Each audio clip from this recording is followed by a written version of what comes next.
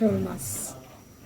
আমি বিভিন্ন রকম রান্না দেখাই, তো মাছ রান্নাও দেখাই, কম দেখাই। সেদিন এক আপু মাছ রান্না দেখতেছিল, আমি চুলা ধরে দিলাম, আমি কিন্তু তেল দেইনি।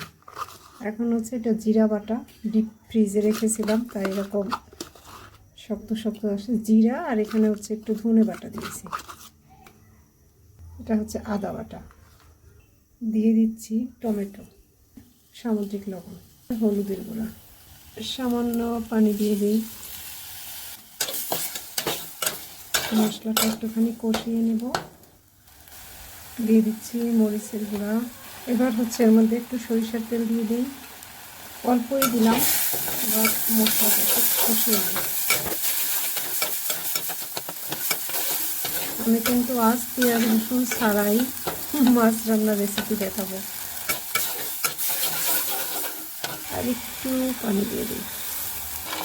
মশলাটা আসলে পানিতেই কষাচ্ছি, আর সামান্য তেল দিলাম, আর তেল দিব না। মশলাটা কষানো হচ্ছে। আমি এর মধ্যে, এগুলো হচ্ছে শোল মাছ, মাছটা বেশি বড় ছিল না, আমি শোল মাছগুলো দিয়ে দিচ্ছি।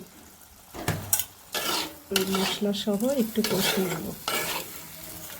এগুলো একদম সেই চাষের শোল মাছ নয়, বিলের প্রাকৃতিক পরিবেশে বড় হওয়া শোল মাছ।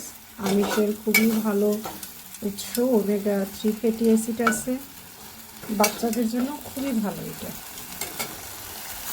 একটুখানি ঢেকে রাখি, অল্প আঁচ দেব। এবার মাছগুলো একটু উল্টে দিই, তারপর পানি দিয়ে দেব। আমি সাধারণত মাছ তেলের মধ্যে ভেজে রান্না করি না, এভাবেই রান্না করি বেশিরভাগ সময়।